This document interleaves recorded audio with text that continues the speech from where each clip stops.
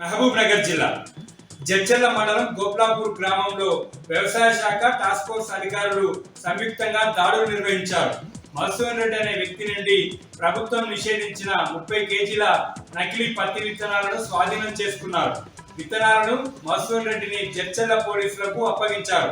నకిలీ విత్తనాలు అమ్మడం చట్టరీత్యా నేరమని వ్యవసాయ శాఖ అధికారులు తెలిపారు. గుర్తు తెలియని వ్యక్తుల దగ్గర విత్తనాలు కొని మోసపోవద్దని వ్యవసాయ శాఖ అధికారులు రైతులకు సూచించారు. నారాయణపేట జిల్లా మక్తల్ మండలం కాట్రపల్లి గ్రామంలో కొడంగల్ నారాయణపేట ఎత్తిపోతల పథకం భూ సర్వే పనులను రైతులు అడ్డుకున్నారు.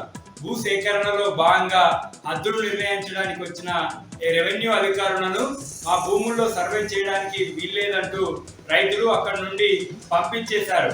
ప్రభుత్వము పరిహారం విషయంలో స్పష్టమైన హామీ ఇచ్చే వరకు మా భూముల్లో ఎటువంటి సర్వే చేయడానికి వీల్లేదని రైతులు అధికారులకు తేల్చి చెప్పారు.